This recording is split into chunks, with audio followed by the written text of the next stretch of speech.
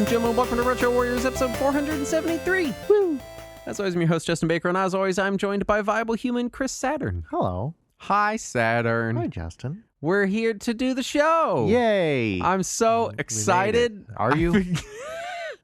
I'm starting to question your excitement. I've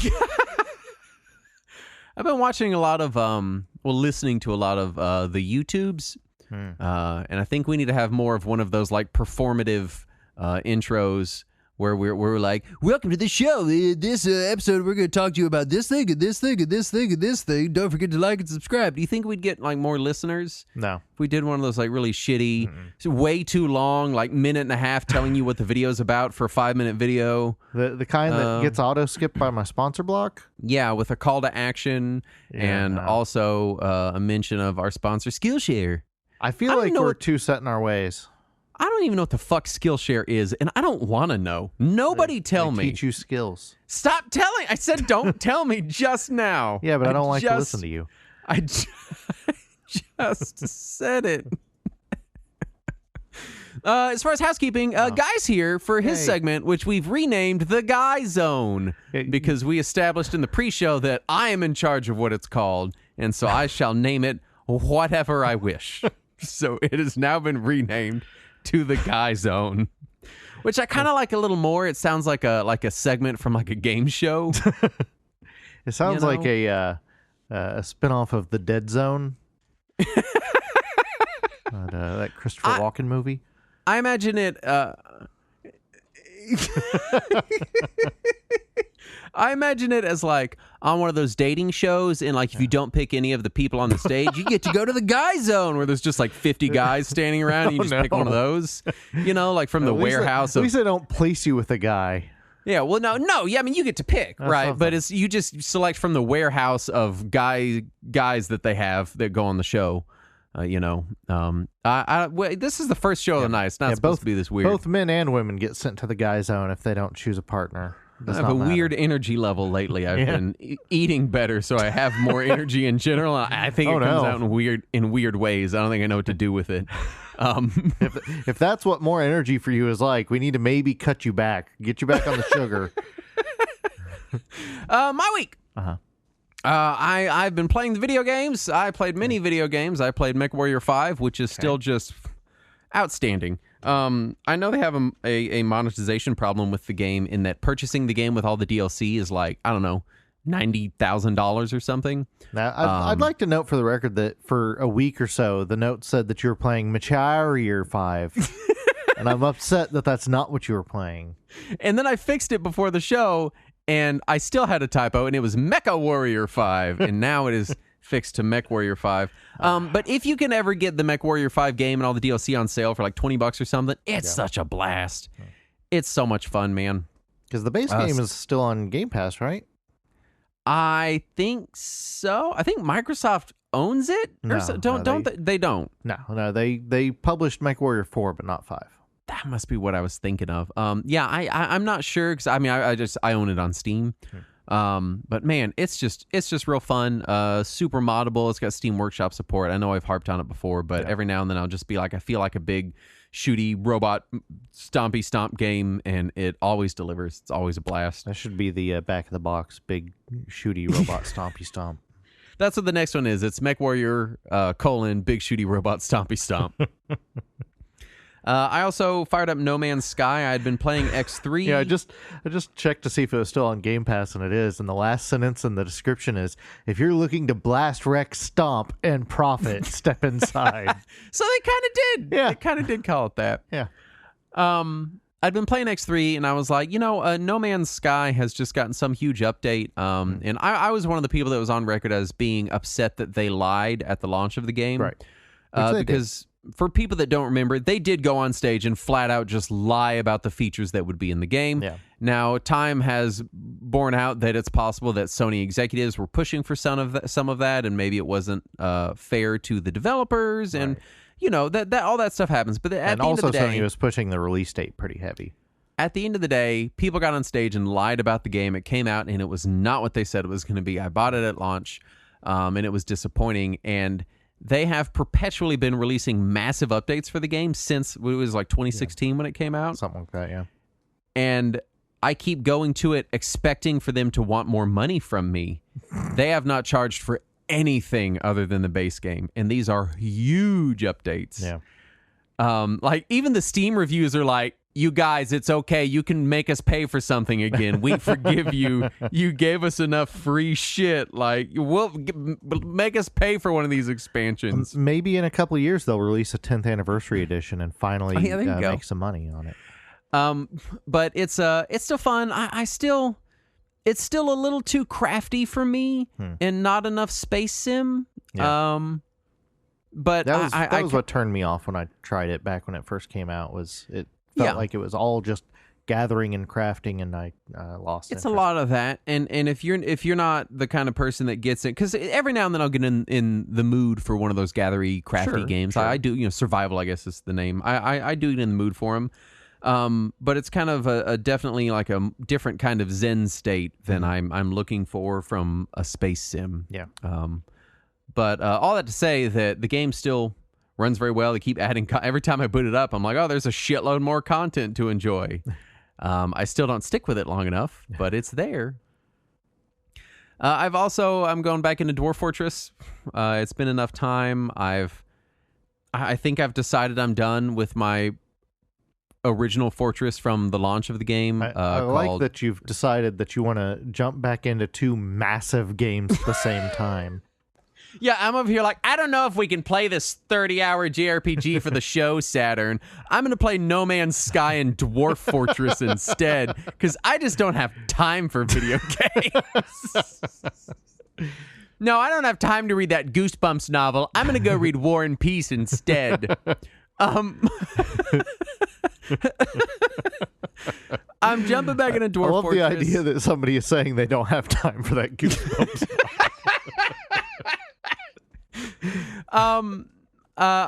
My original fortress called Tradecrafts it has gotten so massive. Yeah, it's so big. It spans so many levels, and I can't wield it anymore. Like it is too unwieldy. As I was building it, when I was really in the tank on it, I automated so much of it that I don't even know how it works anymore. Yeah. And so I boot it up and things just go and do themselves. And all of I've automated as much of it as I could, and everything populates itself, and it's just this self-sufficient economy. Yeah. And also, I'd spent a bunch of time setting up military squadrons and automating their training processes. So now I have a stacked out military in this massive defended fortress. Yeah. And the military is so, like, every one of them is like legendary in their stats. So they murder anything that gets near the fortress. And so the joke in Dwarf Fortress is that there's different ways that the game can end, right? Yeah. One of them is called FPS death, which is your fortress gets so big that the FPS drops so low that it's unplayable. Yeah. And the other big way is mining deep enough that you actually hit hell, and then demons flood out and destroy your fortress. So is FPS death the Dwarf Fortress equivalent of the heat death of the universe, essentially? Yeah, kinda. Yeah. So I've restarted, and I'm using DF Hack, which is a suite of enhancements for Dwarf Fortress that greatly enhance it. At the launch of the Steam version, it wasn't super available, or it had just come out, but like it was, they were still figuring out how to make it work on the graphical version of the game. And I'm using a series of blueprints called Dream Fort. See, now I'm disappointed because I saw Dream Fort in the comments, and I was like, oh man, I hope it's a fort made of Dreamcasts. No. Damn. Dream Fort. So DF Hack lets you use pre-selected blueprints. So I load up blueprints. So instead of manually digging out a whole level of like apartments for my dwarves to live in, you open up the apartment blueprint and click it onto the layer, and it smacks down a bunch of efficiently dug out apartments, and then queues up furniture in your workshops up top, and then sets timed placements for all the furniture as they're completed. Nice. So it lets you, for someone like me who's played through many fortresses before, in the early stages of like, all right, I just gotta sit here and meticulously find an efficient strip mining path I get to skip all that and jump straight into training military and raiding goblin bases. It just automates the tedious stuff. Yeah, and right now I'm really into training monkeys to do stuff. That's my other... It's unrelated to the game, but... No, in the game. I'm playing the game, and I've never... I forget the name of the monkeys, some with an L. Langur or something. Langur, I think. Okay. They kept running into my base and stealing my wheelbarrows. And so, as my base got bigger, Dreamfort included traps, so I started catching them in cages. And I was like, I don't know what to do with them. I guess I'll train all these monkeys. And then my dwarves got really good at training monkeys. So now I've got like a squad of attack monkeys. So if any bad monkeys attack, then I have a monkey war. It's a weird game. It's a very weird game.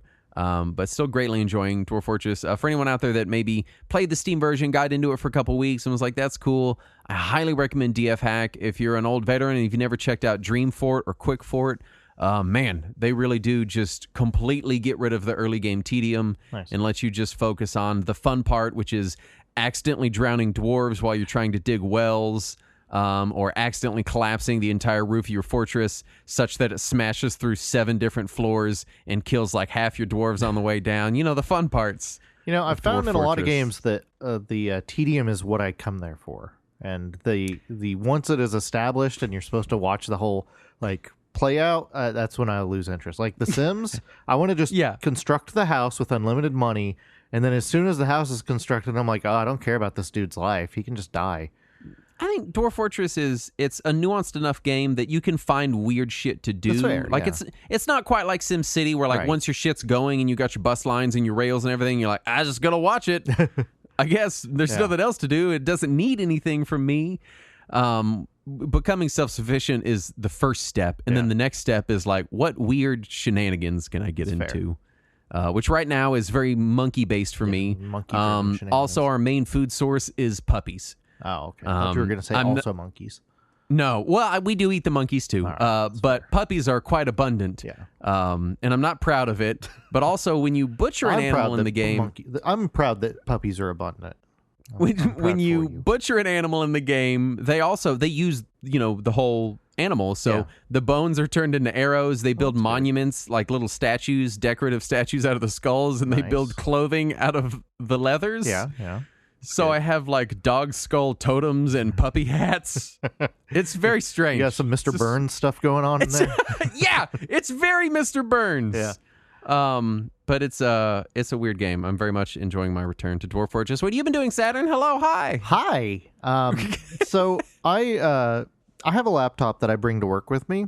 It's my fucking off laptop. It's not my work laptop because they issued me a laptop, but I also bring a laptop so that when I'm at work, I can, check Discord or browse the internet or play Balatro or whatever dumb thing I'm going to do during my downtime at work or during my break at work or whatever.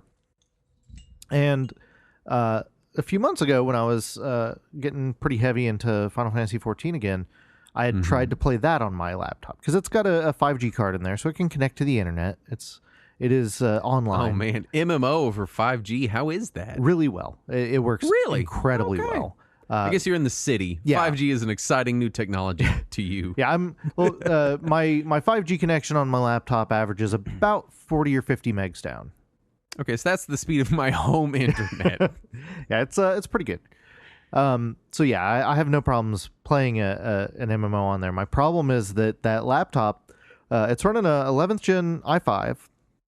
So it's not terrible. It's a couple years old. Integrated? No dedicated GPU? Just integrated graphics. And it's going to be a rough sell. And didn't they just bump up the requirements? That was the thing. Because like when I first tried it on there, I could craft and gather and hit just under 30 frames per second. When you're not doing any combat, that's fine. Yeah. But with the graphic update, it dropped to about 5 frames a second. Oh, no. Between 5 and 10. I honestly wonder how many players they lost with that graphical update. I really do, man. But because when I first tried it on my laptop, I was like, this game used to run on PS3. Surely this laptop can handle it. But then they did the graphic update. And so I tried it again and got that 5 frames per second, and it started doing some weird artifacting and stuff. And I was like, oh, this is unacceptable. I just can't play this game on here anymore. But I can still play Balatro or SimCity or Mini Metro or Mini Motorways or whatever. Sure. And then they started artifacting. And then Firefox started artifacting. No. And I realized that maybe I did something bad to my video card by trying to force it to play this game. And as I am speaking right now at this very second, I just remembered that laptop is still under warranty and I should probably just get it fixed.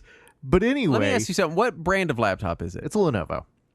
Oh, do you happen to be using that open source software suite for the Lenovo gaming? I'm using Linux Mint on there. Okay, because I was gonna. I know this is a personal conversation we had, and I just thought about it. But Lenovo uses their own like suite of gaming controls in Windows. Yes, but you have to use their Lenovo Vantage software. I'd found an open source alternative to that, but I was getting artifacts while I was using that, and in my head I was like, maybe he switched to that. But if you're on Mint, I'm on Mint on there. Nah, you done fucked it. Yeah. So and then I did even try Windows one day to see if it would do the same, and yes, it was still doing some of the artifacting. So now that I think about it, I do need to actually get that fixed. But instead of getting it fixed, I went down a rabbit hole and I started investigating external GPUs. You had just talked the other day about these. Well, that was when I was investigating all this shit. Oh, that's when I was researching it and trying to find things. And you know how it is when you go down these rabbit holes. The first step is... No, I don't ever go down weird rabbit holes. I don't know what you're talking about. That's unlike you. Let me tell you about the monkeys I'm training in Dwarf Fortress. So the first step is research, right? So you start looking into it and seeing if this is a viable idea, right? And so my first step was to go to review forums and review sites and YouTube videos and find if this is even a thing people are doing and if it is viable. And I found several of these sites kept referring to this one reviewer, this one guy. He's got a YouTube channel, he's got a blog where he reviews these things, and I found like he's going through a lot of them because clearly he has a shitload of money or sponsorships or something, or both, or whatever, right? Yeah, because he's reviewing all of these external GPUs, and every one he was like, this one's really great. It does a great job of both productivity and games, and it's affordable at only $1,100. And as I was watching all these, like, no, none of this is viable. All of this is way too expensive. And then I find one reviewer he's like, I got this shitty thing off of AliExpress for $100. And then like by the end of it, he's like, actually, this is really good. This is a really good. Mean, look, at the end of the day, it's what? A USB-C port. Yeah, it's a Thunderbolt connection with a video card. It's a PCI interface. Yeah. It's a couple cables, it's a casing, and it's a power supply. Yeah. Like that's all it fucking is. And after I saw the one that was, $100 on AliExpress, I was like, I could try that. And see if it works for me. And besides, AliExpress never lets me buy anything anyway, so going to the website isn't going to hurt me. And for once, they finally let me buy a thing. They did not immediately reject my address and billing information, and so I was able to buy this thing.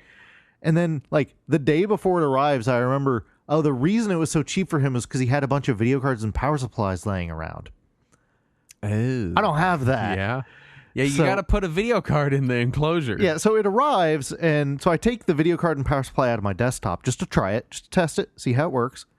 And it worked. Like, I plugged it into my laptop, and it was immediately like, you have a GTX 3070 in this laptop now. Mm-hmm. And I tried it on another shittier laptop that I had laying around, and it also detected it, GTX 3070. And I was like, nice. I don't want to use my desktop's stuff. And also, I don't want to use NVIDIA on Linux if I can avoid it. So I'm like, well, let's see if I can get just a cheapy video card. And so I pick up a cheapy RX 580, I think it is. Okay, yeah. Because I'm not looking to play high-end games on this. Sure. You want to play your one MMO and some indie shit. I don't even want to play that. ROMs. Yeah, I'm mostly wanting to play indie games on there and Balatro. And not have artifacting, which, again, I should probably just get my laptop fixed now that I think about it. But anyway, I had forgotten it was under warranty, and that was not even a factor when I went down this rabbit hole. So I got a cheapy RX 580 and a 500 watt power supply to plug in there, because it's a full-ass desktop power supply that it needs. Yeah. And the first time I powered up it works, but the power supply is like chirping. Okay. And I'm like, that's not good. This is You should fan or something or bearings? yeah. The fan kept like turning itself off and then chirping and turning itself back on. It's a thermal take, it's a good brand. Yeah. And then the second time I powered it up, the fan came on immediately. Like the power supply looked like it was working, but it would not detect the video card anymore. Ew. And I'm like, is this the cheapy AliExpress thing, or is this some other thing? And so my first thought is, it must be this power supply. It was making weird noises. So I returned the power supply, get a 600 watt, just in case. And the power supply is now perfectly fine. But now the video card won't register at all. Oh, you think it killed it? I don't know. So I'm like, let's try it in my desktop to see if the video card will work. And my desktop just starts giving post beeps. It's like, no, sir, take this out of me. I am not looking at this video card. So now you fucked your desktop. No. I put my regular video card back in my desktop and it's fine. Okay. So my desktop is fine. Yeah. Okay, you're testing now. I forgot you had gotten the RX 580. All right. Yeah, okay. And so now I'm like, well, shit. Now I have a perfectly working power supply in this janky ass GPU, but I don't have a working video card. So I return the video card, and I see that they have, because at Best Buy, because it's the only place near me where you can still buy a video card. Right. It's the only place outside of the internet, except for like Micro Center. Yeah, I could have driven across town to Micro Center, but I'm not going to do that. But they had a open box clearance Radeon RX 6600. Oh, okay. For $129. Right, that's not bad at right? all. So I'm like, all right, well, I'll try this. And I bring it home, and it works fine. Mm-hmm. Everything is working fine. I've got it working on my laptop. I got it working on that other shittier laptop.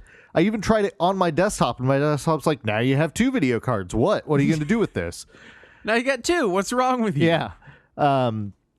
And even what's neat about it, which I wasn't 100% sure if it would work or not, is even the internal screen on my laptop uses the eGPU.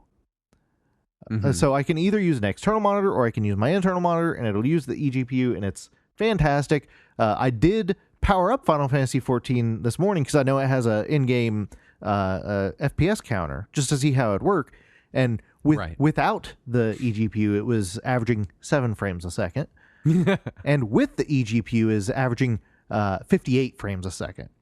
Oh, it's much better. And that's even with the settings turned all the way down was when I was getting 7, and I bumped it up to high laptop settings and it was getting the high 50s. Yeah, which is a huge improvement. And then I tried Resident Evil 2 Remake, and without the video card, it just will not even load. It will not. The game cannot run. And when I do the test in the menu to see what settings it would be, it just comes up with an error that says, your computer does not support this game. And then I tried it with the eGPU, and it was like, oh, yeah, you can do medium to high graphics with ray tracing. Yeah. Which on that laptop is just stunning. I did not expect that to be able to handle that, but it does, so long as you don't mind a giant ass external GPU with a full ass video card and power supply attached. Is that all? That's all you need? Is basically most of the guts of an entire you basically desktop? Need like a whole desktop sitting next to you, and then your laptop is a whole desktop. It's crazy. It's the future, right?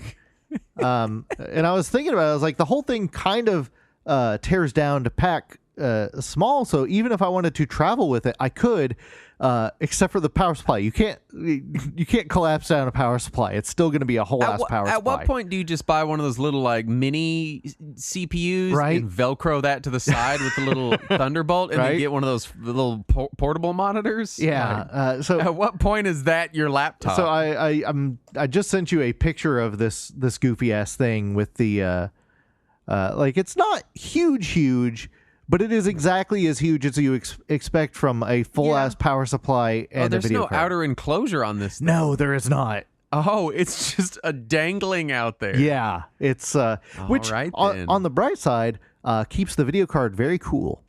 Yeah, I imagine. I also learned that this series of Radeon, the fans if it is under 55 degrees Celsius, will not turn on at all. Oh. So it is silent during 99% of my operation. Yeah.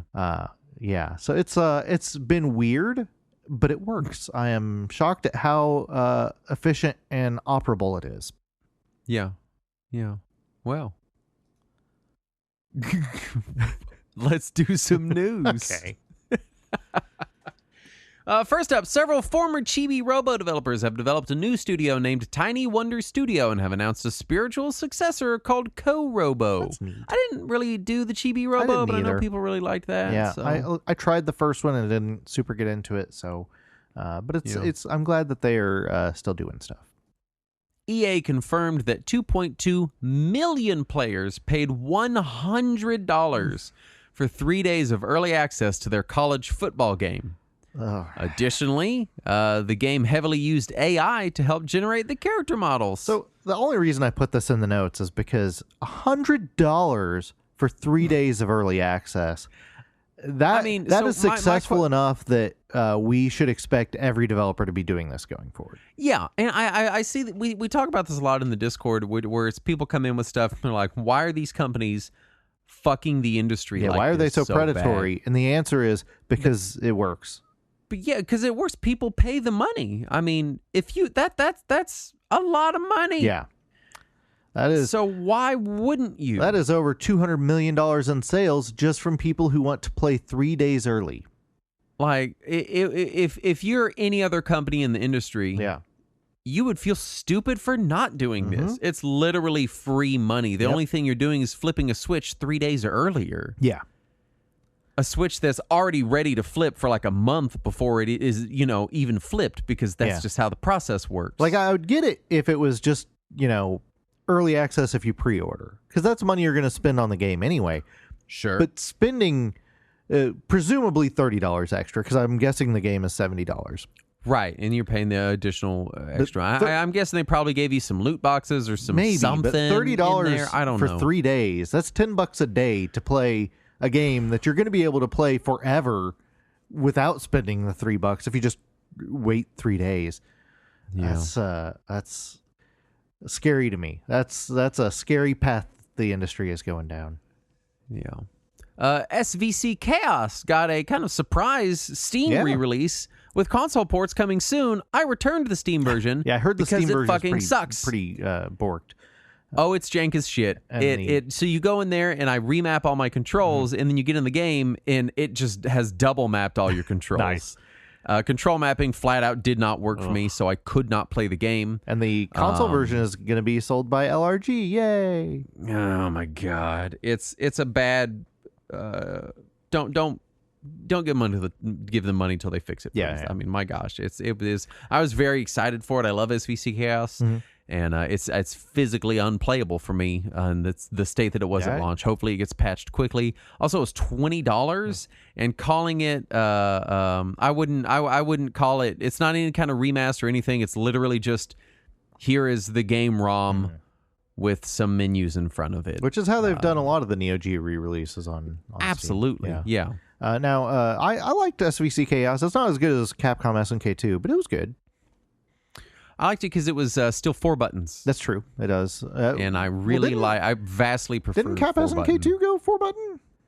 I don't know. I know Marvel Cap 2 went 4 buttons, and I want to say Capcom did that on a few of the games in that era. They might have. That's possible. Modders created a keychain-sized Wii called the Kawaii, which is I feel like cute. They should have named it the Kiwi. For anyone not following the console, like PCB cutting community, these people that are cutting down these consoles to make mini versions of them, that is a space to be watching. They're doing some really cool stuff there. I don't love the idea that they're destroying these consoles, but also they're making them into, theoretically more functional or newly functional versions of themselves. And they're still celebrating the product and the hobby in the process. They're not like destroying them to make roadside art. Right, it's not wall art. It still plays Wii games. Right. City Connection will be releasing more of Jaleco's NES library on Switch in a collection they're calling Jolacole Famicom version. Yeah, I don't know how they expect us to pronounce that. The first release will be Pinball Quest. This entire sentence is just weird. I thought it was when I first saw it. I thought it was Jalico 2E, but no, they're L's. Yeah, I don't understand. Strange. I don't know how I'm supposed to say Humble that. Games has laid off its entire staff. Oh. Parent company Ziff Davis has claimed that it's just restructuring and that operations will continue, but former employees have said it's been handed off to a third-party company and will continue in name only. I think the reports were also reiterating that literally nobody works there anymore. We are all gone completely. Which is really it's frustrating. An empty building. Because they had some contracts still underway for some indie games to be published. And Yep, and they've published a lot of notable indie games. And that's pretty frustrating. Thanks. And a lot of them Thanks, Ziff highly Davis. successful ones. Right. Yeah, fucking A. Yeah. The IOC has announced the first Olympic esports games to be held in 2025 in Saudi Arabia. It's weird, but all right. Also, the IOC confirmed that they ended their contract with Nintendo/Sega for Olympic Games to instead pursue some NFT and microtransaction garbage. That's nice. I'm not hopeful for any of this shit. The I Olympics have are already issues with the kind IOC as it is, so Yeah, I was going to say, like, the Olympics are already kind of a fucking shit show from a lot of angles. Yes. I'm not super. I just don't care. Yeah. I'd much rather anyone else do it. Right.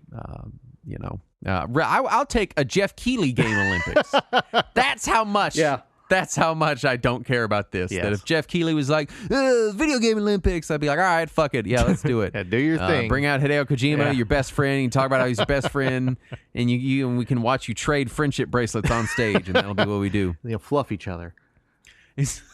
Microsoft also revealed a Wolverine ass controller to go with the Deadpool ass controller. Also, there's a Wolverine claw controller, but all of these are just contest prizes. You can't purchase these. And we have learned since the Deadpool ass controller was revealed that the ass is just a removable magnet, making it stupid. Yes. The whole thing is stupid. Hey, granted, if it weren't a removable magnet, how would you replace the batteries? Maybe the whole ass could come off. Yeah. Or you could just stick them up there like a suppository. Yeah, I'm okay with that. We've already established the ass should be squishy and plush. Right. Like those booby mouse pads.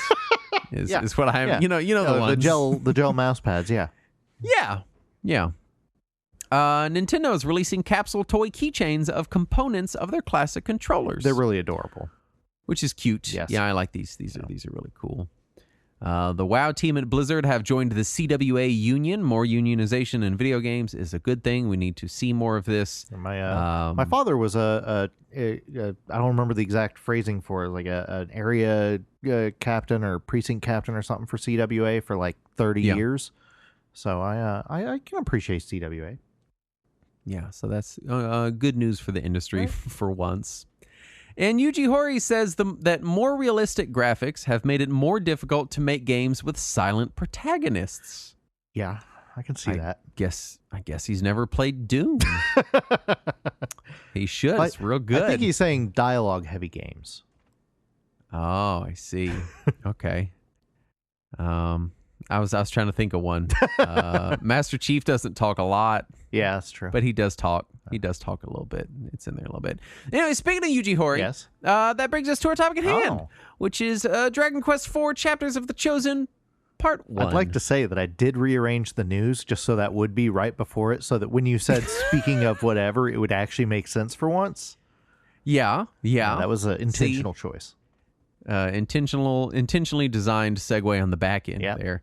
Synopsis: the Dragon Warrior game where you spend the whole game waiting for them to tell you what any of this has to do with Erdrick or his descendants, or what really any of it has to do with anything else for that matter. I also like to call it Dragon Quest IV : prologues. So many prologues in a row repeatedly. If you like prologues, this game is like 3/5 prologues. Release information. Yes. This was developed by Chunsoft, published by Enix on the NES in Japan in early 1990. In North America, came out as obviously Dragon Warrior 4 in October of 92, which was only 7 months after Dragon Quest III released in the States, or Dragon Warrior 3 as it would have been known. There was a PS1 port developed by Heartbeat, the people that did DQ7. Came out only in Japan, November 2001. There's the Nintendo DS port developed by Art Piazza. Came out in Japan 2007, Europe and Australian territories on September 11th, 2008, and in North American territories, September 16th, 2008. And there is the iOS and Android mobile ports, which came out in 2014. So this game has been around the block and on a few platforms at this point in time. Which is weird because it's it was far less ported than 1, 2, and 3 were. But it has reached several platforms. Yeah, I mean 1, 2, and 3 are also just so ported. Yeah.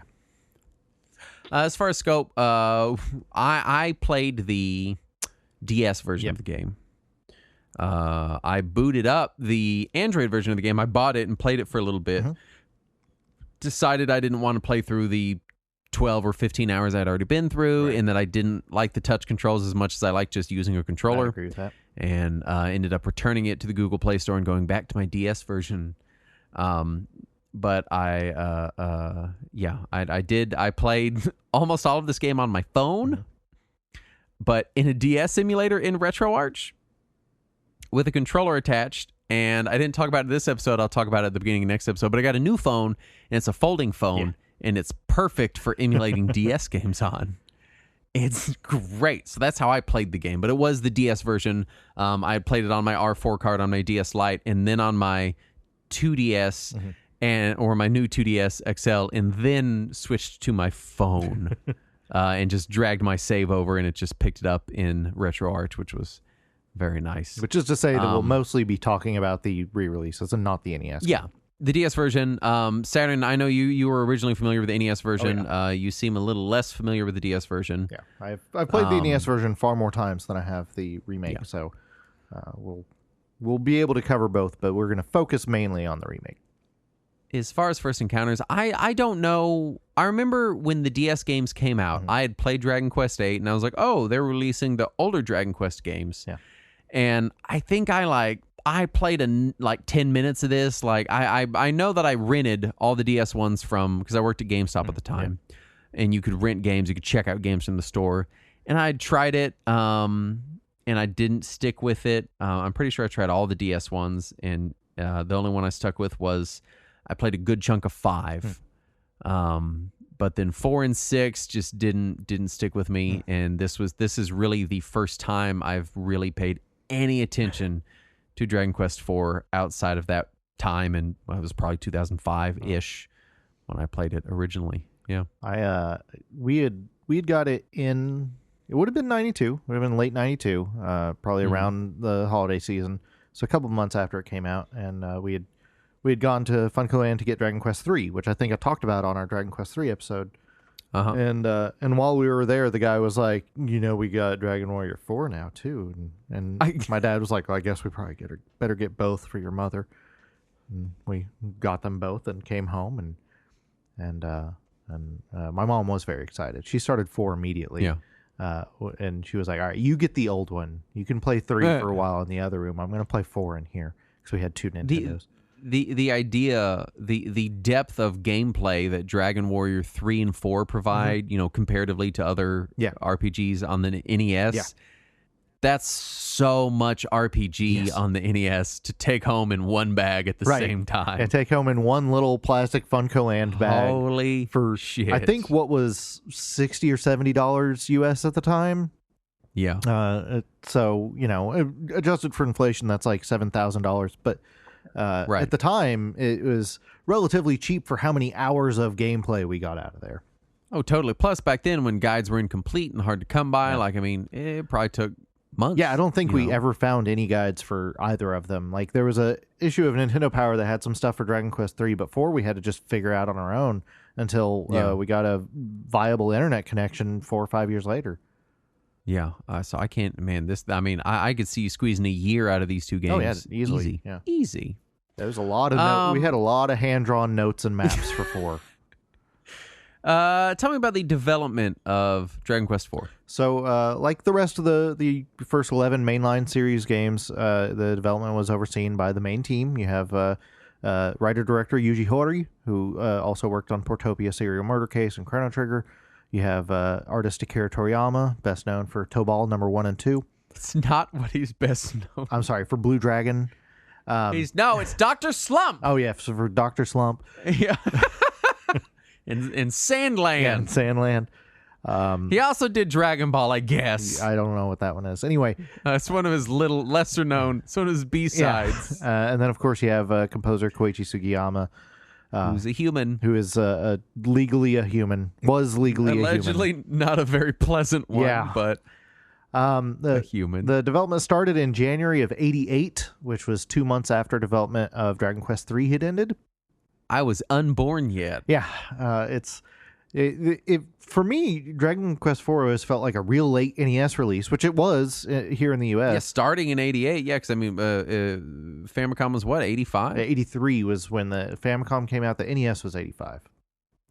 Oh yeah, so '83. I mean, yeah, this is way into the Famicom life. Yeah, but January of '88 is also, that's the same period of time. You have, this is pre Mario 3. This is just after Zelda 2 came out.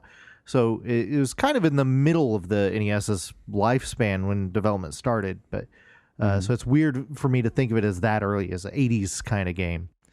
But it didn't release until '90. So I guess I can still think of it as a later game. The development was outsourced to Chunsoft because NX outsourced just about all of their development at the time. Chunsoft's founder, Koichi Nakamura, had developed a pretty close relationship with Horii and Enix by this point. So they were the go-to people for the first 5 Dragon Quest games. So they did this one as well. And expectations were high because of how well Dragon Quest III did in Japan. But despite this, Horii said pretty openly in interviews at the time he wanted to go in a different direction from the route that Dragon Quest 2 and 3 went. Specifically, he wanted to avoid forcing the player to go collect a number of MacGuffins in order to progress, which was the thing. You know what betrays that? The amount of MacGuffins I had to hunt down. There are some MacGuffins, but it's not like get the 6 orbs or get the 5 crests or whatever. No, but it's still like get the Sphere of Silence. Yeah, it's still get a lot of things. The Horn of whatever, Yeah.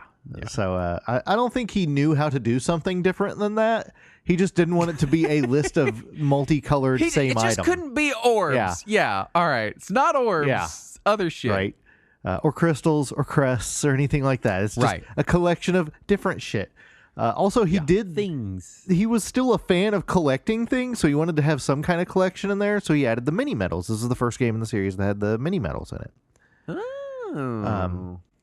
I did find 2 interviews with Horii about this, and one of the interviews with Famitsu, he said that one of the very first ideas for the game was 1, break the game into 5 chapters, and 2, include AI battles. That was their first thoughts when they were making 4, and the AI battles were based loosely on the scripts they used for the monster arenas in Dragon Quest III. Just the idea of having AI party members in an NES game is like, and I feel like I'm going to be repeating this between this episode and next episode a lot. Yeah. The amount of modern feeling creature comforts that they packed into an NES game in 1990 in a JRPG is astounding. Yeah, I mean, we tend to think of Dragon Quest as a game that's very set in its roots and very traditional, but Dragon Quest IV groundbreaking. Had a lot of revolutionary stuff in there. Yeah. I mean, this is the same system that not long before Final Fantasy 1 like barely fucking functioned. Like, I know people love that game, but the NES port of that game is a mess. Yeah, it is hobbled together. Now, keep in mind, Dragon Quest IV on NES still had that feature where if you attack an enemy and it dies, then you attack nothing. So it's still an NES game at its core. I wonder if at some point that was them just saying, no, this is a feature. This is just how it works. Well, I think that's why he wanted to add the AI, because of how frustrating it was in 2 and 3 when you would try to attack something and it would die before you would get to it. With the AI characters, they know to smart redirect to something else. Right. So at least everyone but your hero can redirect. But so... there are some interviews about the AI system. Nakamura from Chunsoft, he said that the AI took more time to develop than anything else in the game, which makes sense. The development lasted from June of 88 until June of 89. So it's a full year, which by modern development standards is nothing. But for NES game, 1 year on one feature of a game is huge. Yeah, that's a whole game. Right? That's development. Possibly multiple games worth. The goal of the AI system, according to Hori, was to make the player feel like a general who is directing their troops in combat. And Nakamura said they missed the mark. That was not how it ended up feeling at all. Yeah. And then Hori and Nakamura decided early on to commit fully to the AI combat system and not even include a manual option.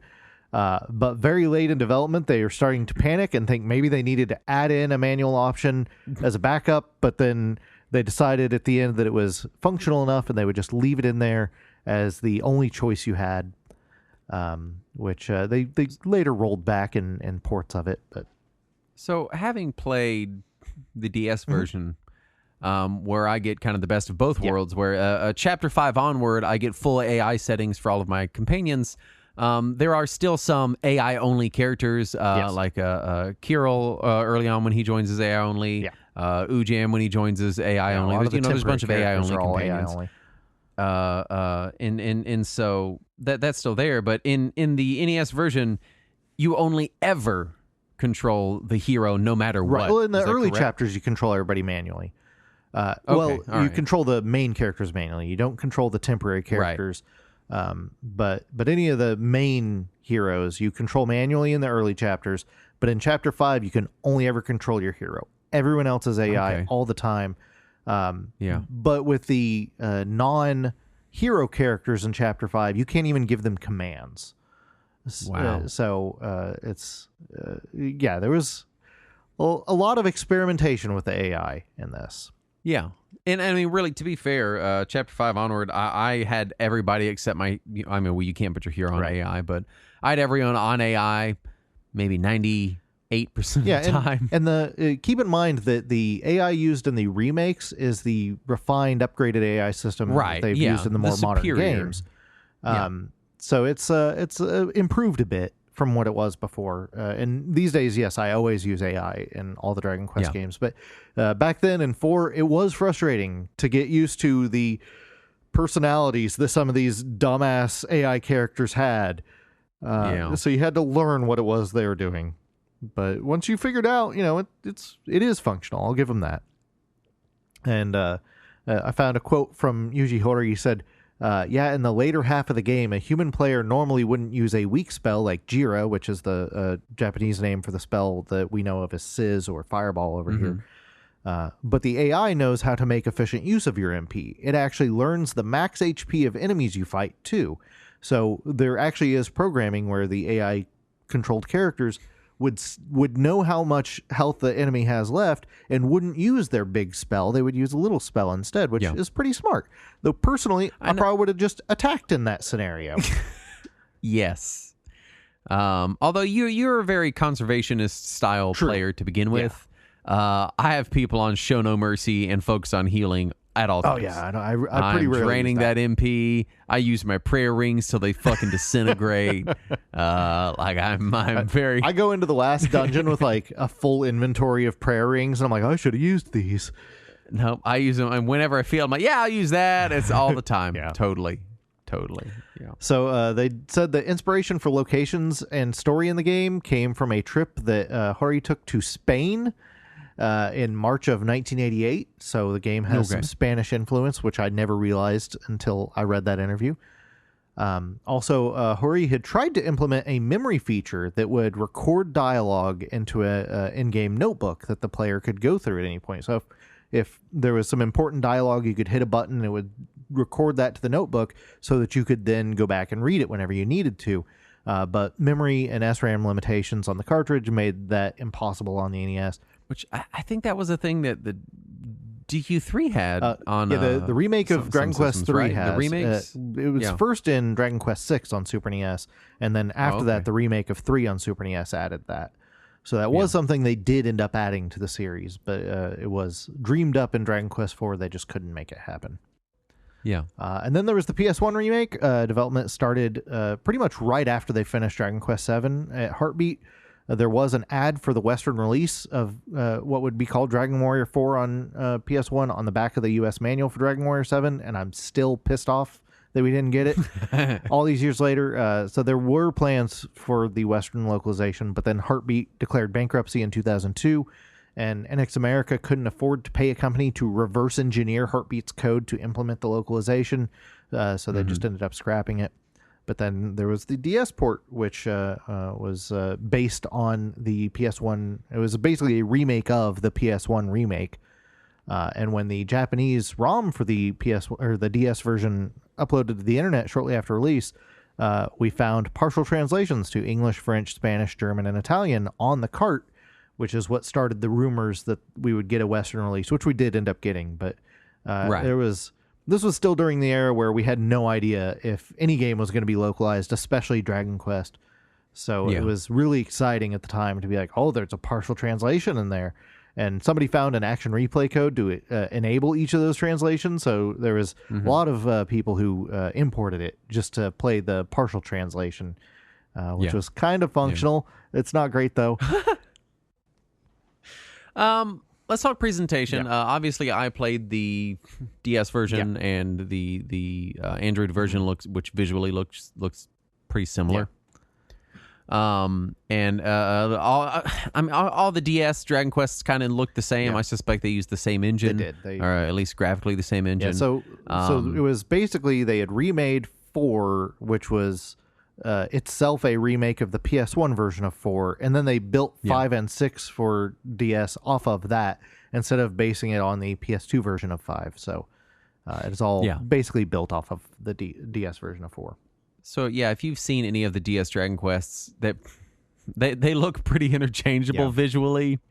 You know, like at a glance, I would have no idea which game one of them is, unless I got a good look at the hero or something. You know, but they look pretty good for DS games. Granted, on an emulator, I was playing at increased resolution and stuff, so it looked a lot nicer. Yeah. But even on original hardware, it looks good. It's presented well. I don't love the whole L and R to rotate the screen around to find all the doors and stuff. Yeah, it's a little frustrating. That's a carryover from the PS1 version.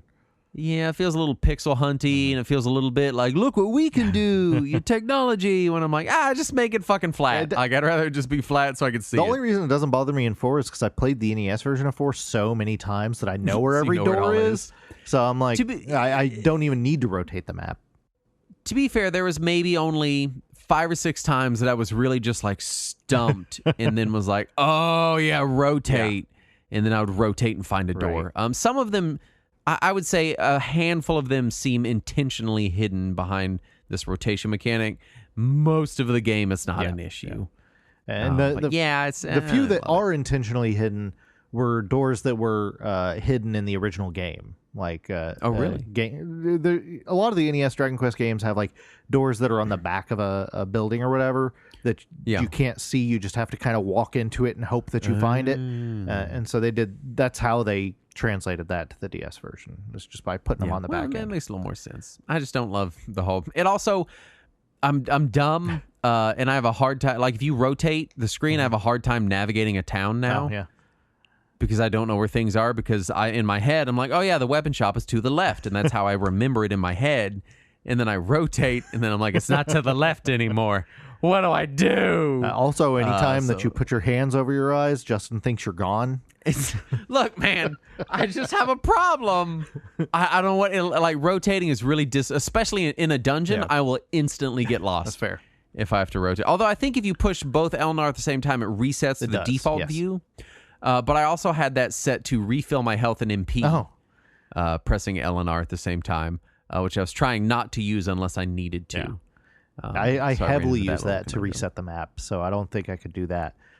As far as the older versions of the game, the NES version looks like NES Dragon Quest. It's slightly nicer than the previous games, but not a ton. Yeah, I booted up and played a little bit of it just to get a visual on it.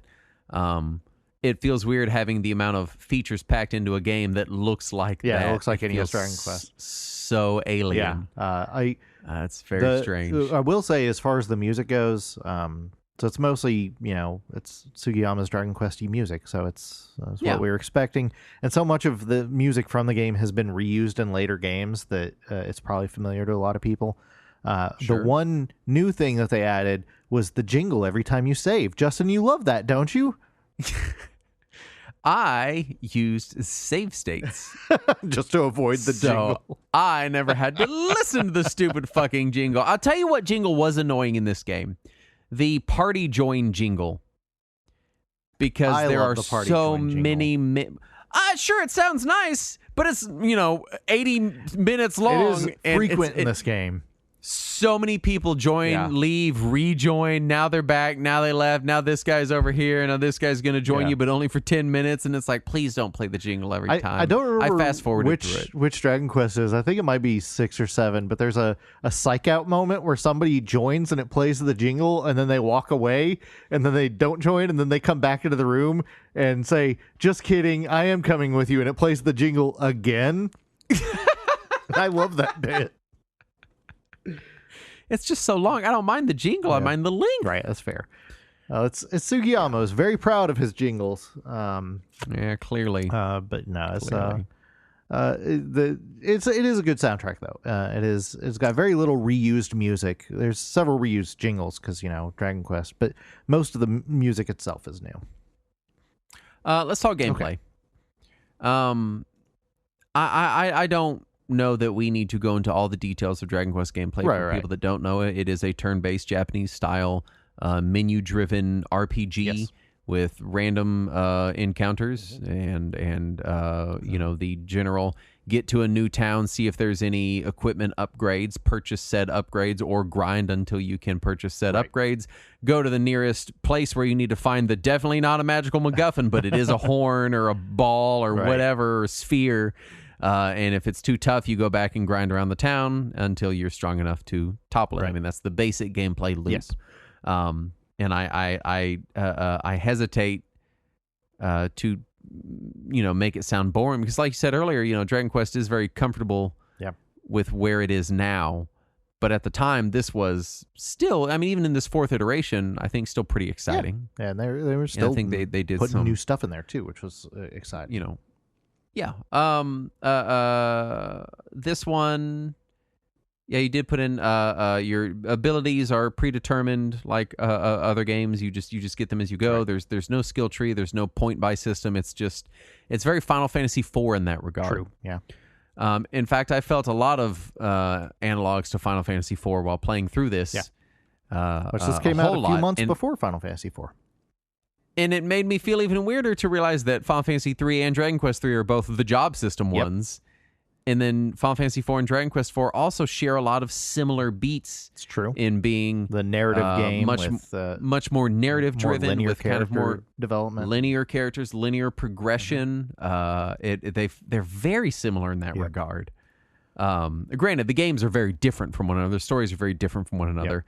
Ish, I guess. Really. All JRPGs of the era are grind in town until you fight God, right? Like that's. But let's talk about what we mentioned the AI. Let's talk about what's new in DQ4. So you got the narrative focus. The game was split into 5 chapters, with each chapter focusing on a character. We did talk the AI, which it's not completely AI. You can issue commands to your characters. Sure. But it's still AI. And in chapter 5, everyone but the hero is AI. The casino was introduced for the first time. This is the first. Oh, the first casino. I see. Yeah, 3 had the monster arena, and 2 had but there was no lottery. Full casino. But this is the first time they had a proper casino. The casino in this one felt mean. Granted, I made most of my money on the monster arena using save states. I cheesed it. But I feel like in later Dragon Quest games, the especially like DQ11 and stuff, which obviously it's a much more modern game to talk about. The casinos were kind of bent in the player's favor in that if you put enough time in, you're going to get a big payout. Yeah, they didn't start doing that bankrupt until, many times. It wasn't until 7 they started really leaning it in the player's favor. And the earlier games, it is a little closer to an actual casino. I will say the video poker is probably the easiest one to cheese. of the games that are in 4, and that's how I'd always make all my money in there. Okay, continue. Yeah, you also this is the first time that you save at a church instead of at the king, which the whole series does now. The wagon was added, so now you have a way to have more than 4 characters with you at all times. And this one, when you're on the overworld, any overflow characters are on the wagon. So if you die during combat, those guys will just pop out and take over the combat. Most dungeons and towers don't let you take the wagon in with you. There are some that will, but if you can't, you're limited down to those 4 characters, which means you can't access anything that's in the inventory of those characters that are in the wagon. However, characters that are in the wagon do still get experience anytime the wagon is present. Which feels so modern. Right, yeah, which was nice. Hori did say in that interview, you're meant to swap party members out when someone's HP or MP drops too low, but the problem is there aren't many life-threatening battles like that, so you almost never need to. So, well, not in the fucking overworld, dude. Right. You need to let us take the wagon into the dungeon. Yeah. I was wondering, they did make a big deal about introducing the wagon in this game. Yeah. And it felt, I was like, what the fuck is happening? The wagon. I know about the fucking wagon. Yeah. And now it all makes sense. It was a new feature. It was the first time in the series, and really for most 8-bit JRPGs, where you could have more than 4 characters around at one time. So it was exciting. Also, like I mentioned earlier, mini medals were added. It was the first time you had mini medals. You collect them, you take them to the Mini Medal King, and you get rare shit for them. So it was. These are all staples. I think I collected 26 mini medals. That's not too bad for 4. That's pretty good for a run. I can feel your judgment. No, don't lie to me. Pretty average for what I would get on NES. Yeah. I don't know if there were more on DS though. I don't remember, so I'm not. Yeah. That's why I'm sitting here thinking about it, because I don't remember what the DS number was. But on NES, that's pretty close to what I would usually get. Yeah. Then you have the new features on PS1 and up. You got the new graphics, manual player control for Chapter 5, which is nice because on the NES, Kirill would just cast thwack every fucking round until he ran out of MP. He does it on the DS too. He does, but less often. He's an idiot. He is a fucking moron. I just want you to fucking heal, you dumbass. Yeah, you have the best heals. Quit casting thwack. Starting with PS1, they added the bag, so you have the overflow inventory for when things don't fit into a character's inventory. Also, you don't have to have things in individual characters' inventory all the time anymore, which is nice. Because in the original, you had to go to the bank to drop off items if you had too many items. And now you just put them in your bag. They did add the action button from Dragon Quest 5, 6, and 7, where you can just press a single button to talk, search, open, etc., instead of having to menu talk every time you want to talk to somebody. They added the new prologue chapter as well as the 6th post-game chapter for the PS1 version, which give some more story and stuff. It also retcons a little bit of the NES story. They added Party Talk from Dragon Quest 7, so you can talk to your other party members to get hints about where to go next. And they added the Immigrant Town, like in Dragon Quest 7, where you can recruit characters from around the game world to join this Immigrant Town and build it up. And then we get to the DS version. DS, yeah. That's where you have the different localizations. They have different accents for each region, some of which they're all spelled phonetically, some of which more effectively than others. Let's talk about these accents. Yeah. These were very hard to read. I'm glad they toned them down in later games after this one. This was the first time they tried it. Some of them, I couldn't tell what they were saying unless I read it aloud. Yeah. And then you just sound like you're being a racist. Because you're sitting in your living room talking in these very phonetic Scottish accents or whatever. Cartoonish accents. Yes. Yeah. The Scottish and French are probably the hardest in the game to recognize, and of course, the Scottish area is the very first area it throws you in. Yeah, so it's tough. Yeah, it's really tough to tell what the hell anyone's saying. It's exceptionally tough in DQ4 on DS, more so because I mean, the accents are kind of a series staple, I would say. Well, now they are. This was the first time they really did that. Yeah. I mean, they've become that, but since they seem to very, very much toned it down. They've made it much more subtle, which it's not subtle, but it's much more subtle than this was. This was a little over the top. Yeah, and there was criticisms of it when it came out too. Everybody criticized how rough the accents were. So they've since toned them down. I was in the Prima guide, and I would talk to people in town, and sometimes I would be like, I literally don't know what they're saying. I have to go read the guide to know what to do, because they're telling it to me, but I'm like, I can't read this. And it's weird because it's a combination of the phonetic accents and also some words loaned from other languages that they just jam in there. That if you're, especially for us dumb Americans that are not used to other cultures at all, we get real confused when somebody tells us to go save the wee bairn. We're like, what is that? What does that mean? The most cultured thing in my life is like sliced bread. Please tone it down for me. Which now that I know what all of it is and I have read enough of it to understand it, it's super charming. It's super charming, but that doesn't make it easier to read, especially for a game that Nintendo and Square Enix were kind of advertising as like, this is a JRPG that even kids can enjoy. No, they can't. It's really hard to read for a young child. So but it is there, and it's super charming, as awkward as it is. They did the party talk feature is in the Japanese version of the game, but it was removed from all localized versions of the DS game, which a lot of people were upset. It was a cost-saving thing. It was supposedly because of space limitations on the cart. They would have had to get a larger size cartridge to fit all of the different localizations of the party chat, which they did for 5 and 6. But for 4, they removed that. There was a lot of outcry from fans about it at the time, though I don't know that people are too upset anymore about it. Also, the Immigrant Town now lets you trade villagers with other players via DS Wireless Play, which that doesn't work anymore, I think. I don't remember. Maybe it does. Yeah, as far as I could tell, it required you to do that to level up the village, so I couldn't really level up Hoffman's Place because I couldn't... You can get people without it, but you have to wait for certain story beats to happen before it'll let you get other people. Oh, because I went to immediately get the town level 2 people, and they weren't there, and I was like, oh, I guess I have to do the street pass and thing. Some of the characters don't show up until Chapter 6, which is the post-game. I haven't done the post-game yet. I was intending to, but then ran out of time. So, yeah, they did add the wireless play as kind of a bonus thing. And then the mobile version compresses it all into one screen, but it's in portrait mode, so it still kind of looks like the DS version. It is touchpad or touchscreen with no gamepad support. They did restore party chat to all of the localizations, so no matter which language you're playing it in, you can do party chat. And of course, they removed DS Wireless Play. So, but otherwise, it plays virtually the same as the DS version. I know we're kind of at the bottom of the show here, but I feel like in an effort to, I feel like when we talk Dragon Quest, there's a lot of like, it's Dragon Quest. Yeah. And I do want to point out the gameplay beats of this version of the game that I did greatly enjoy.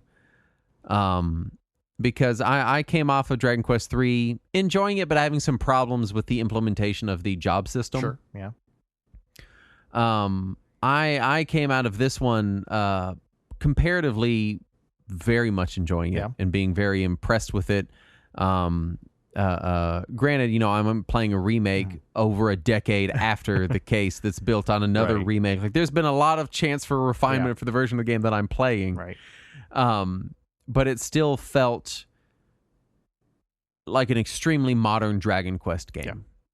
From a lot of different angles. It very rarely felt unfair. Even when you get game overs, it's not even like you don't have to load. It just pops you back in town, and you can just keep on trucking, keep your levels, which is how stuff. Dragon Quest always does if you die. Yeah, and so it's nice. A lot of these features are standard Dragon Quest features, but I don't want to downplay how enjoyable they can be in that they are. I liked the I don't know. It felt very Final Fantasy IV, and I don't want to keep making the comparison because they're just different games. But it felt very Final Fantasy IV in that I could just kind of play it, and I don't have to stress about developing my party, choosing the correct party members, building a good team. I can just kind of play it. I just have these people, and they naturally develop into their most powerful versions over time, kind of no matter what I do. And all I got to really worry about is putting them in decent gear. I will say more so than in other games where I can swap out party members. I swapped out party members in this game a lot. Usually I'm like, all right, I've got one set party and this works and I'm going to do it through to the end. But this one, my party was very interchangeable compared to other RPGs that do this kind of thing. I was changing them out constantly. Nice. And so, is there anyone that you kept in your wagon pretty much all the time? It ended up being Tornico because I like him. Yeah. He was my favorite character. Yeah, me too. I liked his story. Yes. I think he's weird, and we're going to stories next episode for people that don't know how we do two-parters. Yeah. And I had him in my party for so long, but he just sucks and doesn't do anything. So, here's my thing. Tornico is often a backbencher for me too. However, sometimes I do like to put him in the party, but only in AI mode because he does some weird shit.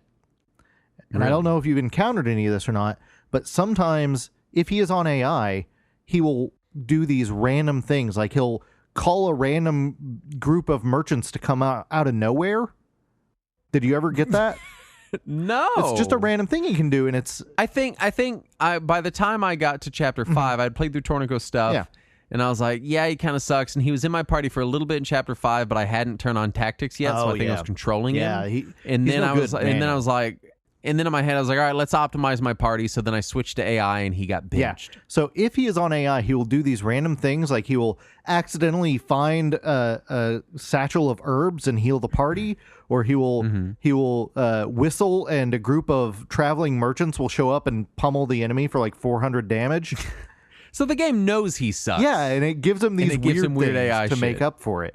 So I did not know that. I will say every now and then it's fun to play around with Tornico. Just throw him in the party, put him on AI, and see if he does some weird shit. It's rare and it's random, but when it happens, it's great.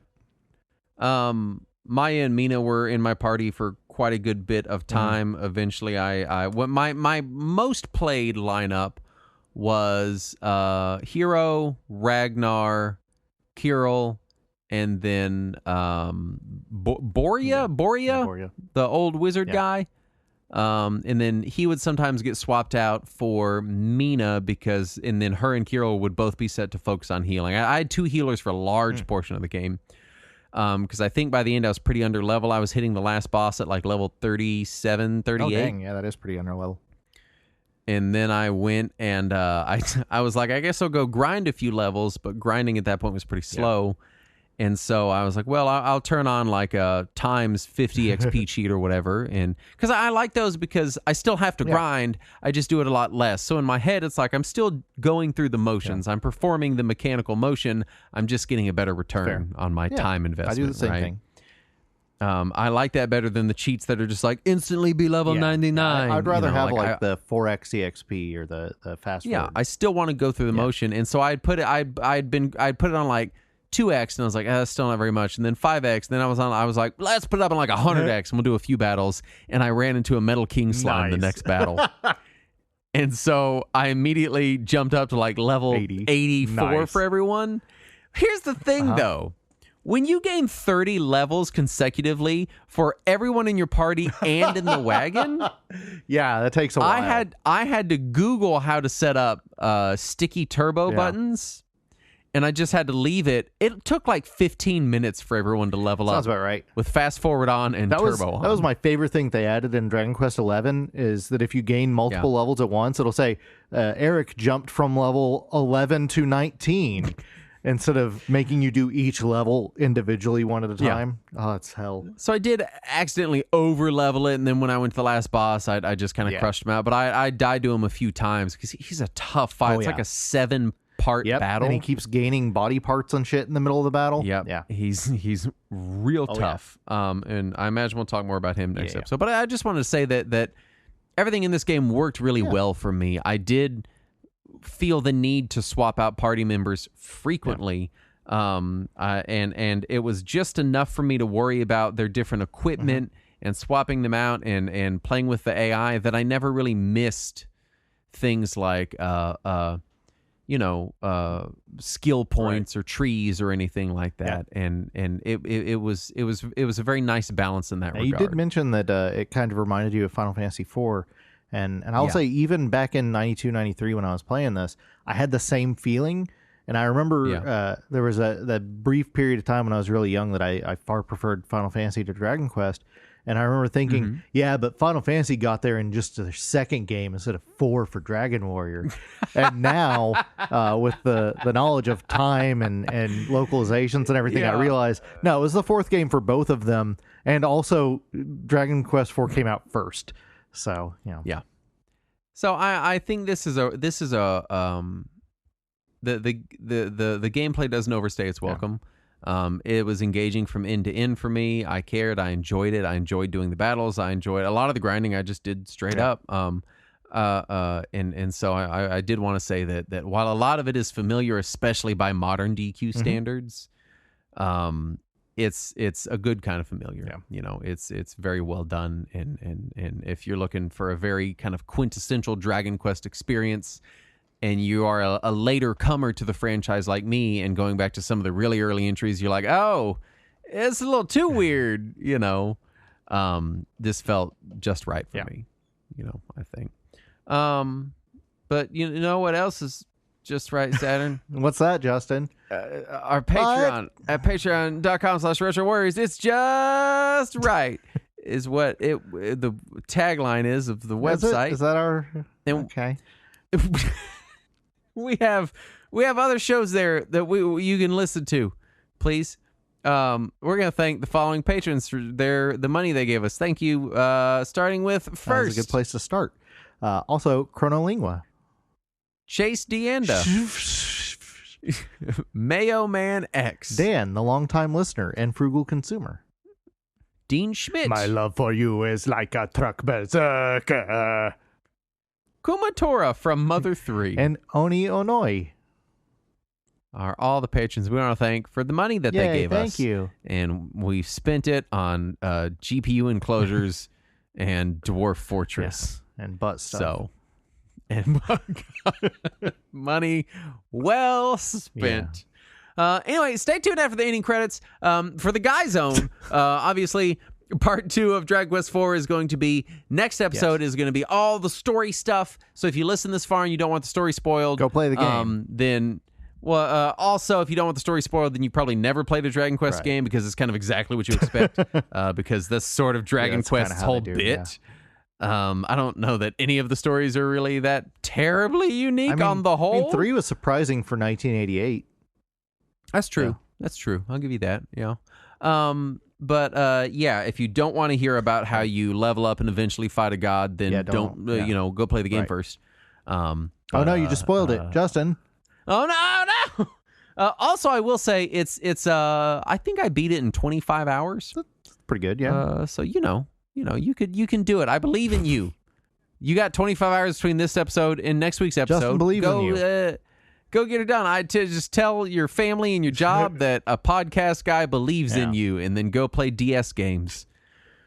Anyway, stay tuned after the ending theme for the Guy Zone is going to be here. Anyway, thank you so much for listening. We'll be back next week, and as always, let us cling together.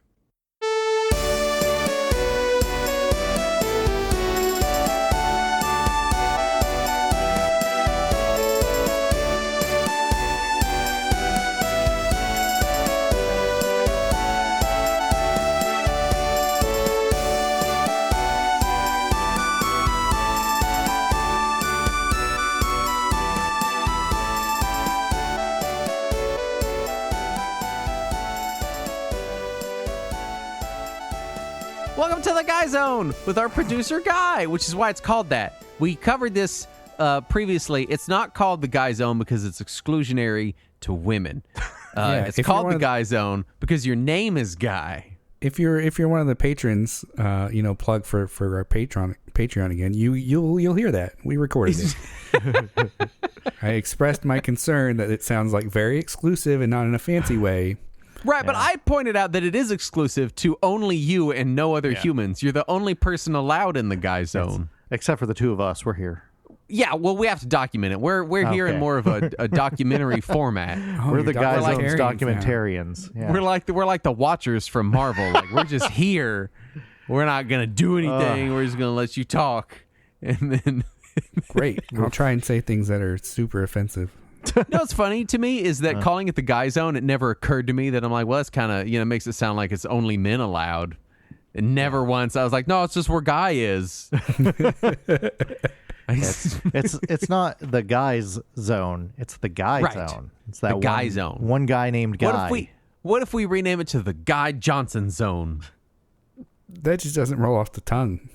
Okay, so then you see my conundrum. I do. Guy, what do you got for us this month? I liked After Party. I'm People, and I paid money for 3 days early access to NCAA, and I've been playing the shit out of that game. We'll talk about that Excellent. too. Tell us what's wrong with you. There's nothing wrong with it. First, I need to clarify something here. Okay, yeah. I waited until the week before release. I was on the fence about pre-ordering it. Like 3 days, $30 extra for 3 days is kind of dumb. I don't feel like it. Whatever. I agree with what you said in a general sense, but I do want to point out that the week before it went on 10% sale, and there is a bundle with NCAA and Madden for 3 days early access to both and all the deluxe perks or whatnot. So I got it. I got the game, both games, with early access and all the fucking bonus perks for $146 after tax. It was $135 before tax, which works out to $65, which is less than retail of the base games. That just and makes you don't think that maybe they did that all on purpose just to get you to buy the game? You don't think maybe it was a mental trick the whole time? I'm just thinking about how in a year and a half they're going to be on the shelf at GameStop for $4.99 each. That's fine. I'm excited because it's college football. Like I said, right? Yeah, I'm glad that you're enjoying the game. I'm not trying to yuck anybody's yum. I'm just upset that they're charging $30 for early access for things. That's bothering me. That's worrying. I'm just saying that included in that giant number, there's probably a number of people who have now purchased both games for less than retail price. That's fair. There is the deal. There's the bundle deal. But I'm still wary of the idea of paying for early access. And I agree with that point too. Like I think it's dumb to pay for early access. If I hadn't found a deal that was less than retail, I probably wouldn't have done it. I would have waited the 3 days. That's fair. But yeah, I don't know. But yeah, no, it's a really fun game. I know you all don't give a shit about football or football games. What is it? I don't understand the college football thing. I know there's football, but what is it about watching young people trying to enrich their minds actively in college get concussed that makes it more exciting than watching adults do it? Because they're not as good at the game as adults. Okay. What? Well, it's true. No, I mean, I believe you, but that's a draw. People are like, NFL's good, but they're too good at the game. I want to see people fucking it up. Well, because when you're not as good at the game, then more rando shit happens. There's more RNG, basically. And that's more exciting, right? Like if you're rolling dice rather than working with a set number, it's more fun. In an NFL game, you sort of know what to expect. And when people miss very with a very small margin of error, people get real upset about it or whatever because they're like, oh, you're a professional, you should be better. But in the college game, just random wild shit happens, interceptions, turnovers, somebody just completely whiffing on a tackle, just all kinds of shit. Is that translated to the games? Yeah. They're shittier in the games too? Yeah. Couldn't you just turn the AI down in Madden and they would also be shittier? I mean, but the game kind of captures that college atmosphere, right? So you've got especially if you've got a favorite team or whatnot, you've got your team's logos. It's the no, you don't. Shut up. Cincinnati. No, hold on. You didn't even go to a college with a football team. Fuck off. Cincinnati Forks. I don't fucking know. I don't know. I lost Cincinnati is the Bearcats. Thank you. I'm sorry. The what? The Bearcats. You can't just take two animals and call them an animal. Hey, fuck you. That's my high school, Alito Bearcats. Oh, yeah, and I went to the Fort Worth Penguin Dogs. Bearcat is an actual animal, Justin. What? What is a bearcat? It's a South American, cat. South Asian. South Asian, you're right. Sorry. Yeah. Bearcat. It's sometimes called a binturong. Yeah. Oh, I did not know that. Yeah. So it sounds like it's not a bearcat, it's a binturong. Yeah, but they call them bearcats. They call them bearcats. Though they're really closer to bear weasels. How exciting. I'm looking at the scope of the Binturong Range now. I love the internet. Continue telling us about the basketball or whatever. I hate you so much. No, like it came out. I have no idea when this game came out at this point. Couple weeks ago. But since it's come out, I've probably put in a good like 40 or 50 hours. What is compelling to you about the newest game that was not present in last year's game? There wasn't last year's game. The last time a game came out was a decade ago. Oh, what is compelling to you about the newest Madden then that was not present in the last Madden game? Like I'm not like, I won't lie and be like I never want to ever play a sports game ever in my life. Like I've played a Madden game before and I was like, yeah, that was fun. You picked a little play and you got to throw the ball and like that's cool and stuff. But I never got the yearly thing. Like what does it really change much? They don't seem like they change much. It doesn't change much. Like I haven't bought Madden in years. Because like it's been on Game Pass the last several years and it'll come on Game Pass like right before the Super Bowl. Normally I would never be in favor of this kind of thing, but sports games in particular were one of those franchises that I never really understood in the internet age why they didn't just be like, this is Madden and once a year we release a $20 pass that's the new players and then here it is. And then they just do it as full games as a service thing, you know. They probably will at some point. Like at this point, I mean, I guess the answer is people are still paying $100 for the title, so they're not going to fucking do that. If I remember right, Take-Two tried to do that in the Xbox 360, PS3 era with one of their games where they just did an annual pack, and they found that while it sold okay, it didn't sell anywhere near as EA selling the same game again for full price. And then they were like, "Oh, we're not going to do that again." Yeah, I do wonder. I if imagine some that's a large portion of it. I wonder if some of it has to do with the fact that having worked video game retail, a huge portion of people that buy Madden and NCAA and really any other yearly sports thing, they only show up for that. Like there's a lot of people you only see when their sports game of choice comes out. So maybe it's just people being removed from the industry, not being aware that things like that exist. They're like, yeah, you go once a year and you buy the game for $60 or $70 at the Best Buy and then you go home and that's it. That's the transaction. So maybe shifting from that is, you know, they don't follow the industry enough to know if that were to change. Yeah, I don't know. Well, okay, so some of that might have to do with, you know, just internet access, I suppose. Maybe. But also, like, at this point, Madden gets, like, throughout the football season gets, like, weekly updates, like roster updates and shit, and tunings on player stats. Oh, so they the stats like reflect the real-time NFL. Yeah, and then they also do like monthly like patches, like content patches and stuff, like fine-tuning of certain systems and things like that. So at this point, like you are getting live service updates probably about 40 weeks a year. I think they kind of roll off in like May. And they don't charge anything for that. That's all free? Yeah, that's all part of the game. Okay. I guess they get their money off the loot boxes and the stuff. Like, what do they sell? Like, they got to have some kind of cash shop. Like, what are they selling in there? I mean, they're not selling you players that people would go crazy. Like, what do they have in the cash shop? No, that is what they're selling. Like, essentially... What? Players?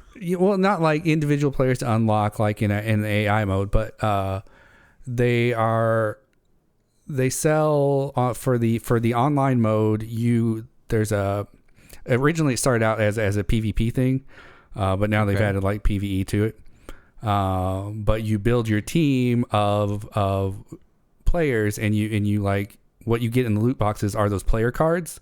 And if you get a player card, then you can add them to your customized team. And you play it against other people's customized team. In the past, didn't they just let you take all the players and put them on customized teams without having to, get them first? Yeah, those old blocky that was games. Who wants to play those? That was before it went online, and they were doing like. I mean, so and you can still do that. Like you can like create like a custom league and join with your friends and stuff. Mm-hmm. But this is stuff, and it'll use like active players. But in like their online, it's called like Madden Ultimate Team. In their online thing, they also do like historic players and stuff. And I don't know, it's a whole like system. They have an auction house. and you can like eBay the shit. Yeah, you can eBay the shit out of it. Like it's not like a real money auction house. Right. Oh, right. Yeah, well, you can never get money out of the box once you put it in. The money's in the box and it remains in the box. This is the box's money now. You can only move it around within the box. Yeah, that's. But you can troll for like, underpriced stuff and then sell it for, gobs of coins and then buy the card you actually want. This is exhausting. So like. Sounds like a job. Yeah, well, there are people like YouTubers and stuff who do that. Like that's how they build their ultimate team is by they spend zero cash and use the coins that they earn in like the PvE mode to start up that like cycle, and then they'll build like this like overpowered team of players without spending any money in the cash shop. I feel so old. It's like it's a whole economy. It's really neat. There you go. Neat's an interesting word for it. but at the end of the day, the way most people accept. interact with it is ripping packs and playing with those cards. Yeah. Right. I mean, yeah, that's seeing anything that's a randomized pack or something. That's the draw is, what's that? You have a gambling addiction. Guess what? You can't cash out of this casino. It's our money now. And like in the NCAA game, like I've interacted with every game mode except the online like ultimate team mode. At this point, like I said, I put in however many fucking hours I put in, and I've played like the be an individual football player, run your own team, create a coach, like all this other stuff. Like it's been really fun and really really engaging. But do the kids get any money for these games now? I know there was a kerfuffle about that a few years ago, where it's like these like 18, 19-year-olds are basically the faces of this game, and their likenesses are in this game, but they don't get any like profit for it. Because I know the games have been crazy successful. It has to be. It's got random packs of football people in it. Yeah, no, they do. So that's why there hasn't been a game in 10 years. Approximately 10 years ago, the lawsuit was settled by a UCLA basketball player, or that was filed by a UCLA basketball player. He basically a person who's now pushing 30, who's I assume at the time 18, 19. Let's see, he was in college in the mid 90s. Oh my gosh. So he like filed the lawsuit in the early aughts, and it took a while for it to work its way through appeals and shit. Right. But at the end of the day, like he said, yeah, you're not using my name, but you are using his everybody likeness. His likeness, exactly. Like everybody who or is playing this game knows that this is me. It's my number. It looks like me, et cetera, et cetera. And so yeah, they found that they had to be compensated for that, so they didn't make any games because the governing body, the NCAA, wouldn't let them pay the players. Oh, because they're ghouls. Yes. Sounds like they're withholding money to kids? These are kids. Yeah, their reasoning, quote unquote reasoning, was for the integrity of the game. They needed them to remain amateurs.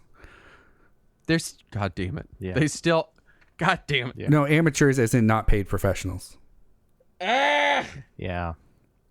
It'd be one thing if there wasn't insane amounts of money coming in from this. Yeah, absolutely. You know what I mean? If they're they making also billions of abided by dollars that and, like, standard we can't pay these of like 20-year-olds. we will make no money as well. Sure. And I mean, technically, those kids are also paying to attend the schools that they are playing for. It's costing insane granted, amounts. they're probably getting scholarships or whatever, but a chunk of them, they do get paid for it now, right? Yeah. They get paid for the game. There's an opt-in thing. In fact, like some of the first updates that they're doing are getting likenesses created for players who, like, as the development went on, more players started opting into it. Nice. So they're updating that, paying those players and updating their likenesses in game. That's good. Well, a small silver lining to the inshitification of full-priced games. Like now it's a whole college kids getting paid for it. No, go ahead. Now it's like it's a whole thing like that colleges have to deal with, and rightfully so, right? Like I'm not saying they shouldn't. It's called name, image, and likeness deals. Mm-hmm. And so like individual players are now eligible to go have sponsorships with local corporations or national corporations or whatnot, and get compensated for their popularity. Nice. Well, good. That's good, right? Because when someone does work, they should be compensated for said work. Yeah, absolutely. Right? Is that not the foundation? But it's part of their schoolings, Justin. It's God damn it. They're getting an education, and most of them are getting housing. You know, It's their physical Oh yeah, for education. free? Yeah. For nothing? yeah. Well, I mean, scholarship No. does. Sometimes. Also, scholarships aren't necessarily free in the same way as a lot of other kinds of free. Yeah. It's not no strings attached money. It's not like they're like, here's a gift of college. Well, yeah, you got to play. I mean, you got to be good. You got to but- play, you got to perform, you got to get the grades. You know, it is not no strings attached. You have to come absolutely. and earn us money, and then we will let you go to our school for free. Sure. It's kind of like saying that if you pay for Netflix, you get free movies. Like, well, Look at all these free games I got on Game Pass. I say that all the time, though. well, it's wrong. You're paying for it, guy. You pay for it. Yeah, but I have access to so many. I only pay for That's one good. thing. And I suspect the cynic in me suspects that if we really drill down into the state of things, they probably still aren't being compensated quite as fairly as they should be. But anything is better than nothing, True. and it's nice to see progress in that realm. So that's good news to hear about. Yeah. Many years after everyone else probably heard about it because Saturn and I don't follow hockey or whatever it is. I did follow the NCAA paying the players thing, though. That was a thing that I good. followed. Good for See, you. Saturn cares about workers' rights. I care about workers' rights. It's football. I don't know. I got bored. I don't enjoy playing the sports games, but I find the drama behind their development very fascinating. I will find myself in a rabbit hole where I'm reading about like infights that Sega Sports and EA had for years. I don't know why I care about it because I don't care about the games themselves, but I find that part of it fascinating. It's crazy. I mean, I guess a lot of it is so many companies are involved. Like every player basically is their own company. Right. And are backed by multiple companies, and then on top of the teams as their own franchises. Like it's a lot of corporation Yes. layers. Yeah, for like a lot of their deals are, you know, the way that you would think a sponsorship deal should work, right? Yeah. And EA, of course, EA like EA'd it, right? Like they said, you can be in the game or not. Here's what you get. No. Yeah. So, you know, That opt does in if sound you like want. EA. What I would love to see is shares of the profits off of the microtransactions. Right? That's Yeah. what I think. You know what I mean? Like if you rip open my likeness on a card, you know, and I'm included in this big pool, and you're raking in, I don't know, $20 million a month in microtransaction fees, I want a piece of that. Like that's my likeness is in that pool and drawing money to your product, and I suspect they're not getting that. It's probably much more kind Well, of instead they're one-time getting deal type things. Anytime somebody gets them in a pack, instead they get a feeling of pride and accomplishment. Oh, that's so ethical and fun. See, I love that. this is the reason you'll never hear me complain about how much like football players make, like professional football players.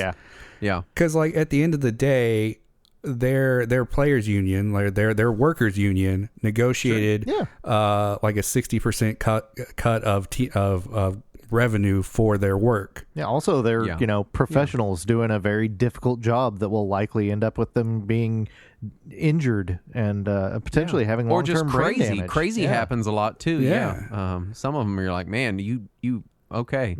Yeah, like so when people are like, why do they give this guy like millions of dollars to throw a ball? It's like, well, that's his market rate. So Right. that's Yeah. why. I'm He with gets you on millions that. of dollars because you're still watching him every Sunday. Right. If you everyone give them quit money, watching him, they he give it wouldn't to get him. millions of dollars. That's how the system works. Guy, do you have anything else for us? We do need to move on to the next show, but I No, love that's you. all right. That's it. I wanted to talk about football, and we ended up on workers' rights. So you know, But they were feel like that football was a workers' journey. rights. So I feel like we were still there. Didn't say you love me too. oh, I'm sorry. I love you too, buddy. Awesome. Thank you for coming to the Guy Johnson Zone. Current name in progress. We're working on it. We're going to workshop it. The old name is out It's as per the a guy corporate only mandate. zone. No, yeah, this. That's worse. Anyway, Guy, thanks for being on the show. Bye, everyone. We'll see you next time. Bye. Bye.